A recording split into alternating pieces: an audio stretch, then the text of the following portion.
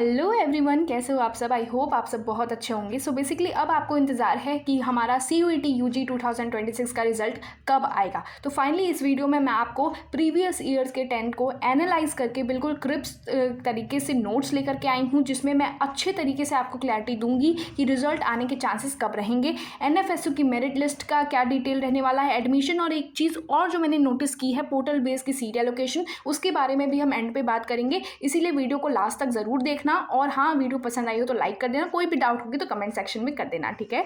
चलो फिर वीडियो को कंप्लीट करते हैं, शुरू करते हैं। तो चलो फिर क्या है हमारा CUET का एक्सपेक्टेड रिजल्ट डेट हमें पता लगाना है। मैम NFSU की एडमिशन शेड्यूल, हमारा नॉर्मलाइज स्कोर हमें जो मिलने वाला है वो कैसे मिलने वाला है और कब मिलने वाला है, ज़रूर ज़रूर बताइए। तो ठीक है, बहुत सारे बच्चों को ये प्रॉब्लम थी, तो चलो हम कुछ प्रीवियस ईयर की बात कर लेते हैं। तो पहले बेटा जी क्या होता था 2022 पे 22 डेज़ का गैप था, ठीक है। लाइक 23 को जून को एंड को, मतलब कि आपका जो एग्ज़ाम था वो एंड होता था और 15 जुलाई को रिजल्ट आ जाते थे।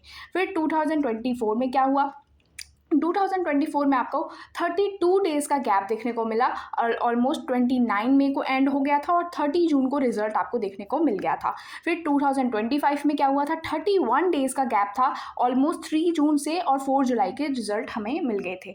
अब 2026 करंट की बात कर लेते हैं। तो अभी क्या हो गया है, अभी आपके कुछ प्रॉब्लम्स हो गए थे, लाइक एग्जाम्स को लेकर के जो डेट्स थे फाइनलाइज, ऑलमोस्ट 31 मई को आपका एंड होने वाला था, बट कुछ रीजंस की वजह से कुछ गैप, मतलब कि री एग्ज़ाम, मतलब सारी चीज़ें हुई, तो उस पर आप फिर 7 जून हो गया था आपका लास्ट डे। तो उसके हिसाब से हमें एक्सपेक्टेशन थी कि थोड़ा सा लेट होने वाला है, थोड़ा टाइम लगने वाला है, बट CUET ने सबको मतलब कि सरप्राइज़ दे दिया और प्रोविजनल आंसर की आपकी रिलीज़ कर दी 9 जून को ही। मतलब कि जल्दी जल्दी काम कर रहा है CUET इस बार। क्यों? क्योंकि जनवरी में ही आपको अपना फॉर्म रिलीज़ होता हुआ दिखा, आपको रजिस्ट्रेशन फॉर्म भरनी थी मतलब जून में ही। बहुत सारी चीज़ें बहुत जल्दी जल्दी हो गई, एग्ज़ाम भी बहुत अच्छे से कंडक्ट हुआ। ऑलमोस्ट थोड़ी चीज़ें लास्ट में जो प्रॉब्लम हुई, बट स्टार्टिंग के सारे बच्चों के अच्छे से हो गए थे। तो अभी हम ऐसा एक्सपेक्ट करके चल सकते हैं कि अभी ऑलमोस्ट लाइक कुछ 30 डेज़ हुई, कुछ 21 डेज़ हुई, 25 डेज़ हुई, तो ऑलमोस्ट मुझे ऐसा लग रहा है कि 20 to 25 डेज़ लगने वाले हैं आपके एग्ज़ाम के एंड से होकर के आपके मतलब कि रिजल्ट तक के। तो रिजल्ट कब आने के चांसेस हैं, तो यहाँ पे देखो मेंशन है एक्सपेक्टेड रिजल्ट की डिक्लेरेशन हम कब कह सकते हैं, 20 जून से 26 to 27 जून तक, मतलब कि लास्ट वीक ऑफ जून में। और हो सकता है कि अगर थोड़ा सा लेट हो गया, अगर प्रॉब्लम हो गई तो 1 जुलाई हो सकता है, लेकिन मुझे ऐसा नहीं लगता कि थोड़ा लेट होगा, क्योंकि सारी चीज़ें बहुत अच्छे तरीके से प्रोसेस हो रही हैं, अभी बहुत जल्दी जल्दी प्रोसेस हो रहा है। तो मुझे ऐसा लगता है कि आपको इस टाइम पे लास्ट जून में, like last week of June में आपको अपना रिजल्ट देखने को मिल जाएगा। मैं ऐसा क्यों कह रही हूँ, क्योंकि 21 में मतलब जून को क्या है आपका रीनीट है, ठीक है।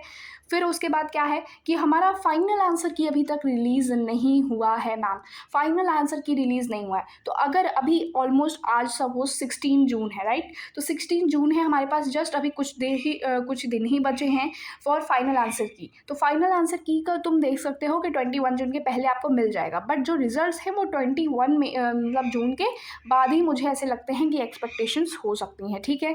ये है। फिर उसके बाद हम कुछ अपने NFSU की बात कर लेते हैं। तो NFSU का आप जब टेंटेटिव एडमिशन कैलेंडर देखोगे तो NFSU की मेरिट लिस्ट जब अनाउंसमेंट उन्होंने लिख रखी है कि 7 जुलाई को वो अनाउंस कर देंगे, तो मतलब तुम ये समझ सकते हो कि तुम्हारे जो लास्ट वीक ऑफ जून है उसमें तुम्हारा रिजल्ट देखने को मिल जाएगा आराम से। First round of counselling admission तुम्हें 8 जुलाई से 14 जुलाई तक में देखने को मिलेगी, और second round of admission counselling जो होगी वो 15 जुलाई टू 21 जुलाई तक होती है, ठीक है। और मतलब कि थर्ड राउंड ऑफ एडमिशन वो है 22 जुलाई से 28 जुलाई तक। तो ये कुछ 3 राउंड्स थे एडमिशन के, और अगर स्पॉट राउंड के मतलब की नीड हुई तो स्पॉट राउंड के एडमिशन जो है वो 29 जुलाई से 4 अगस्त तक हो जाएगी। ये NFSU ने अपने लिस्ट में मेंशन कर रखा है। और ओरिएंटेशन प्रोग्राम आपका अगस्त में ही शुरू हो जाता है, तो अगस्त की फर्स्ट वीक से ही आपके क्लासेस और ओरिएंटेशन सारी चीज़ें शुरू हो जाती है। तो ये बात होगी NFSU की। अब क्या है, अब मैम ये दिक्कत है कि पहले जो काउंसलिंग होती थी वो कुछ ईमेल बेस्ड होती थी, लाइक हमें ऑनलाइन उनके प्लेटफॉर्म पे जाना पड़ता था लिंक के थ्रू, जिन्हें ईमेल आता था वो बच्चे जाते थे, और जब सीट फुल हो जाती थी बाकी बच्चों को चांस ही नहीं मिलता था। तो मतलब बहुत सारी चीज़ें रहती थी। बट यहाँ पे अभी इस बार मुझे ऐसा हो सकता है कि मैं जो कह रही हूँ वो गलत भी हो सकता है, बट एक चीज़ तुमने शायद नोटिस की होगी, ये शायद किसी बच्चे का एक पोर्टल है, वहाँ से मैंने आपको दिखाया है ये चीज़ प्रोफाइल पे, कि आप प्रोफाइल पे जब जाते हो तो यहाँ पे एक चीज़ मेंशन है, click here to view seat allocation. ये जो भी बच्चे ने अभी तक DU या BHU में अप्लाई करा होगा कभी, ठीक है, रिजल्ट मतलब कि रजिस्ट्रेशन करी होगी सारी चीज़ें, तो वहाँ पे आपको ये देखने को मिलता था कि बच्चा देखता था DU या बिच्चू में उनको मिला कि नहीं, कौन सा कैंपस मिला, ठीक है। बट ये NFSU में कभी ये सारी चीज़ें मेंशन नहीं थी, क्योंकि उनकी काउंसलिंग कैसे होती थी, उनके प्लेटफॉर्म के थ्रू। बट इस बार जब CUET से हो रहा है, सबसे पहली बात CUET से हो रहा है, और उन्हें इस तरीके से पोर्टल बेस्ड सीट एलोकेशन का भी ऑप्शन यहाँ पे मेंशन है। अब जब इस पर आप क्लिक करते हो तो यहाँ पे एक चीज़ देखने को मिलती है मैम, हमें यहाँ पे लिखा हुआ है नो सीट एलोकेटेड। क्यों? क्योंकि अभी तक हमने अपना स्कोर नहीं अपलोड करा है, मेरिट लिस्ट नहीं है, सारी चीज़ें, तो यहाँ पे नो सीट एलोकेटेड लिखी है। ये चीज़ ध्यान में रखना।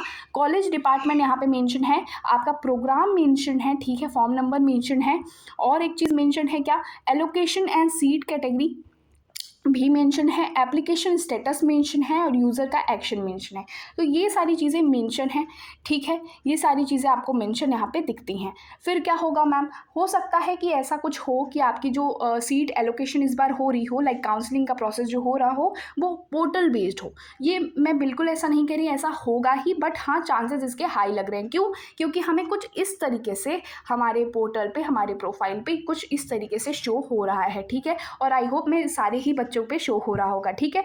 तो अभी इस पे क्या हो सकता है, जो ये आप कॉलेज देख रहे हो, सपोज किसी बच्चे ने for BSc MSc forensic science के लिए अप्लाई करा है, ठीक है, BSc MSc फॉरेंसिक साइंस के लिए अप्लाई करा है, और उसको मिला है गांधीनगर, तो college of forensic science Gandhinagar यहाँ पे मेंशन करके आ सकता है, ठीक है, यहाँ पे मेंशन करके आ सकता है। फिर यहाँ पे प्रोग्राम कौन सा है, BSc MSc इंटीग्रेटेड किसी बच्चे ने चूज करा है, तो यहाँ पे मेंशन करके आ जाएगा।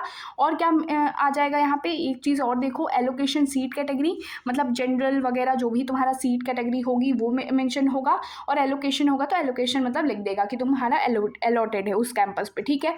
और यहाँ पे एप्लीकेशन स्टेटस सारी चीज़ें हो जाएंगी, लाइक फ़ी पेमेंट करना है, फिर उसके आगे डॉक्यूमेंट अपना करना है, तो सब सारी चीज़ें ऑनलाइन बेस्ड पे हो सकती हैं, ठीक है। फिर यहाँ पे आप यूज़र एक्शन लाइक एक्सेप्ट, और जो सारी चीज़ें जो प्रोसेस DU BHU में होती थी गाइस, वो अब यहाँ पे NFSU में भी तुम्हें देखने को मिल रही हैं सारी चीज़ें, और ये तुम्हारे खुद के प्रोफाइल पे मेंशन है। किसी बच्चे को नहीं सीट अलॉट हुई तो यहाँ पे मेंशन हो जाएगा नो सीट एलोकेटेड, ठीक है।